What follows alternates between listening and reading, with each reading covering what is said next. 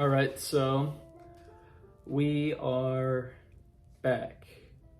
I have not touched this car since I removed the hatch, and I previously was going to just run fuel through the system and filter it until it was clean. I have now decided that if I'm gonna go through the trouble of building this car, I want to do it right the first time. So, that being said, what I want to do is drop the tank and clean it right and maybe give it a coating. The plan is we have the transaxle here, and above that is our fuel tank here. And so the transaxle will have to come out in order to remove the fuel tank, unfortunately. So first, we're gonna vacuum all of the cobwebs that are under this car. I'm not sure if you can see, but it is littered in cobwebs.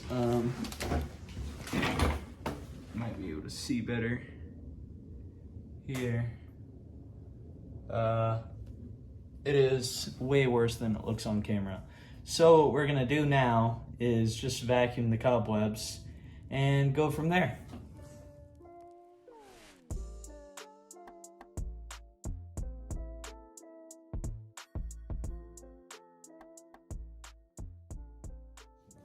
So we are done vacuuming, and everything already looks 20,000 times better.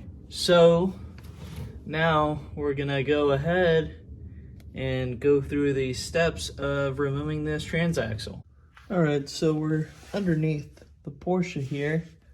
We got our socket sizes figured out on this hardware.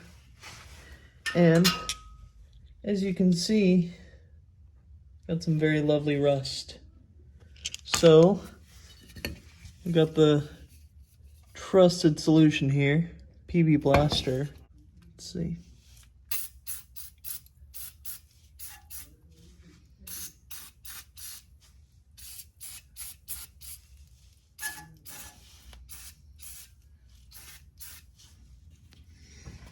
And then gotta hit it there.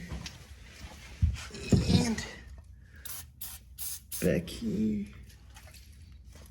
And we're just gonna let that sit for a little bit. Well, we got all the bolts off, and after going to AutoZone to buy a screw extractor set, we have fortunately just broken this bolt, which in this case is good because we're able to pull the bolt out. There we go. And now the exhaust is free. We're gonna go down here. Our exhaust hanger. And we simply need to pull it off that. And then our little pipe here is out. All right. Exhaust is out.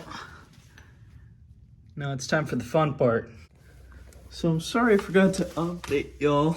I was kind of in the zone when I was working on this, so I disconnected the transaxle mounts here.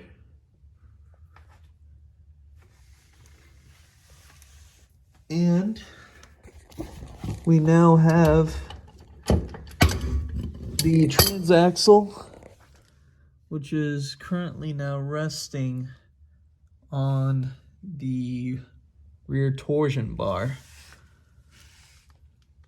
And we have also removed a little cross member, which is right here.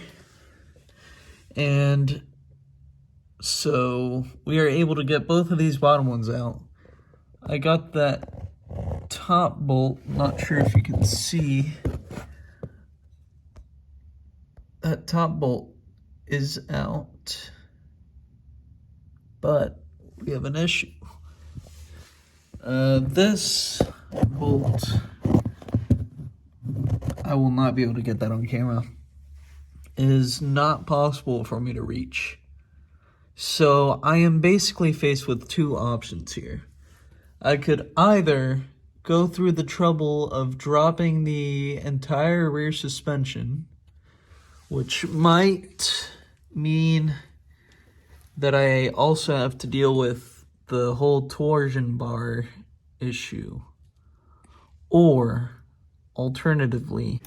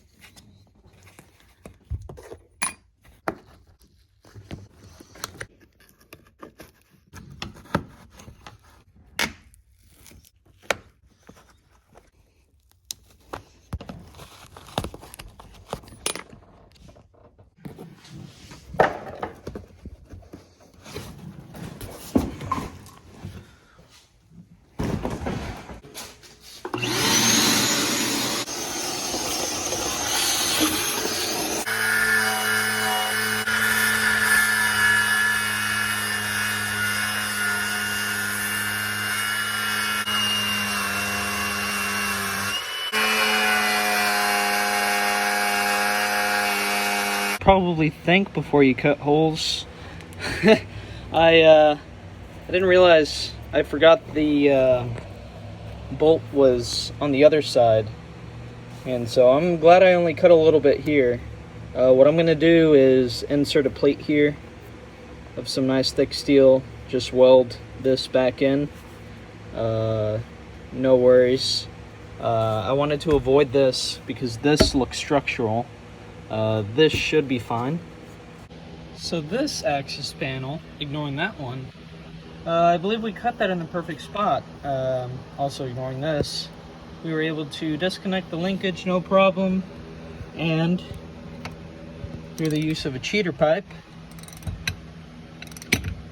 we now can get to this one here, and we will now be able to remove it, and I'll also get to the bottom one, and we should be able to now disconnect the transaxle from the chassis after we get that spline in the torque tube undone. Very excited.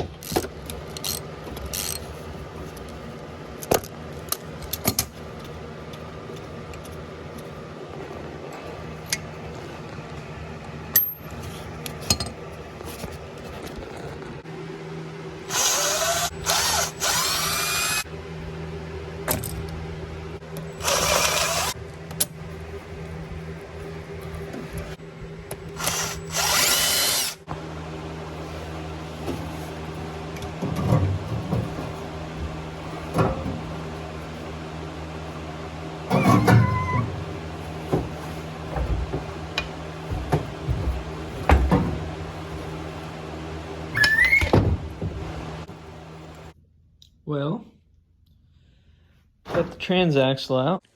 All right, so we have stripped our interior out. It's kind of a mess over here. And now we are ready to remove our tank. So we got what looks like, I'm gonna say an 8mm. Got a Phillips head there. Got a Phillips head over here. And another 8mm. Take these off, take this little cover off, and then we can disconnect the filler neck hose.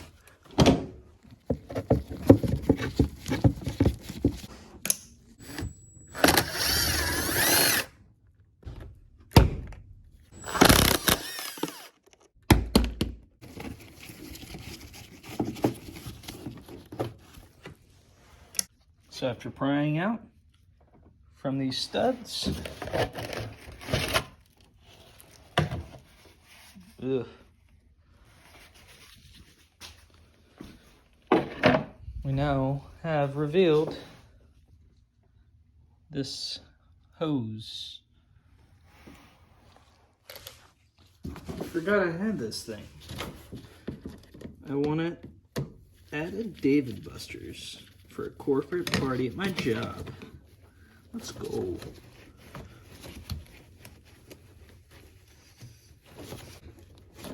Up here, so there's no reason why this hose will still be on there.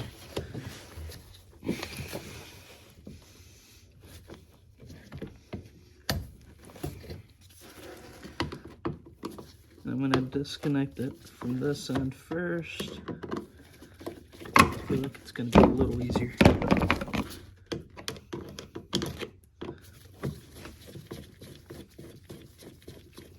So we got our handy little Streamlight here, not sponsored. We got to remove this nut and that nut. We're gonna have to remove this metal shield here, and that one should come out pretty easily. There's some nuts there and there. I think there might be hardware over here. I am praying to the Lord that's pointed in the right direction. That comes out.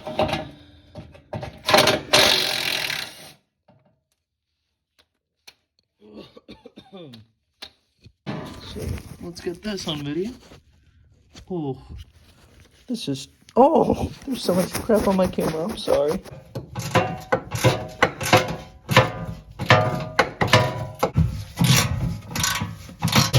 Ah! Hey, splash shield's out. Nice. Let's zoom out. So we got the splash shield out. Now we can get to the straps. We got what is that, a 12 millimeter? I'm gonna guess 13 millimeters. Let's try it out, first try. Oh, it's right, let's go. Let's see if this blasts off with an impact. Oh,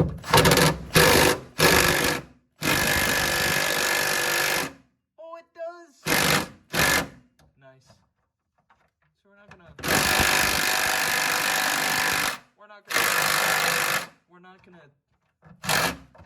gonna take it out all the way yet, because I don't want a fuel tank drop.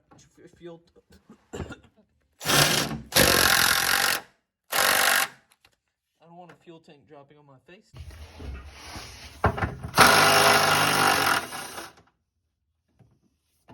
Not out. Oh, did it? Oh, there it is.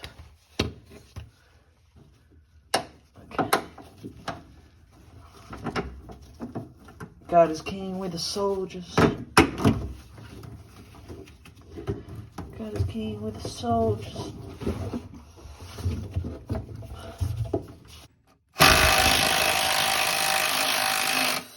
Oh no. The stud broke. We're gonna have to fix that. That sucks.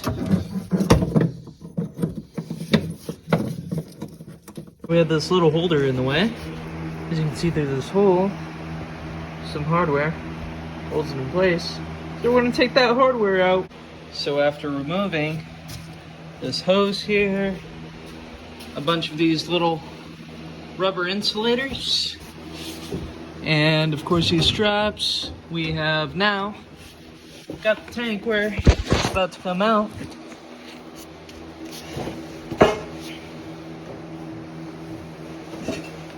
So I want to make sure I get this on video for y'all. because this is taking me a bunch of work.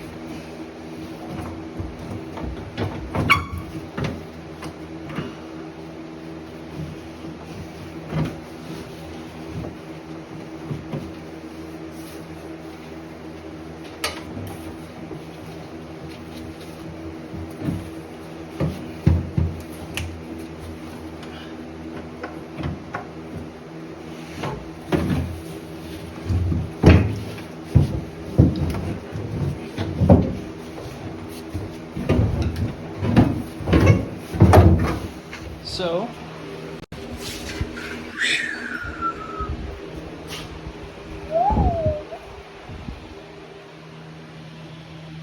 ain't got nothing there, man. After making a mess of our garage and tools, finally got this tank out. Tank's out and transaxle's out. So both of these are going to get some work. Then they go back in the car and hopefully it's running. Excited. I hope y'all are too. Thanks for watching and I will catch y'all later.